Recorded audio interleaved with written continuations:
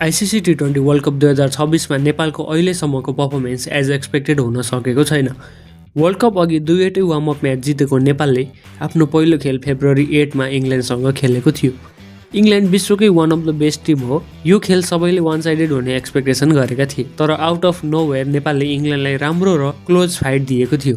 सबै प्लेयरहरूको all-round performance देख्न पाइएको थियो। यो खेल नेपालले 4 रनले हार्न पुग्यो। खेल हारे पनि नेपालको फाइटको तारिफ गर्दै विश्वभरमा प्रशंसा गरियो र सोसल मिडिया यही कुराले भरियो। दोस्रो खेल नेपालले इटलीसँग खेल्दै थियो। Italy for the first time world cup खेल्दै थियो र आफ्नो पहिलो गेम स्कटल्यान्डसँग हारेको पनि थियो। फ्यान्सहरू यो गेमको लागि एकदमै एक्साइटेड थिए र नेपालले इजिली यो गेम जित्ने सोचेका थिए, तर त्यसो हुन सकेन। आउट अफ एक्सपेक्टेसन इटलीले नेपाललाई अल राउन्ड च्यालेन्ज गर्यो र नेपाललाई लो टोटलमा रोक्दै इटलीले यो गेम म्यासिभ 10 विकेटले जित्यो।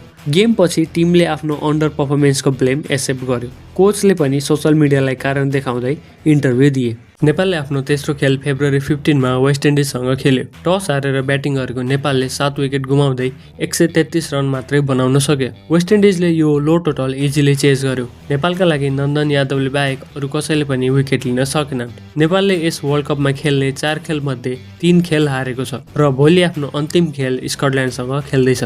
सुपर 8को सम्भावना अब नेपालको छैन। 2026 वर्ल्ड कपमा नेपालले एज एक्सपेक्टेड पर्फर्म गर्न सकेन। इङ्ल्यान्डसँग क्लोज गेम दिए तापनि बाँकी खेलमा राम्रो पर्फर्मेन्स आउन सकेन। स्कटल्यान्डसँगको खेल नेपालले जित्ला त? कमेन्ट गर्दै हाम्रो च्यानललाई सब्स्क्राइब गरेर जानुहोला।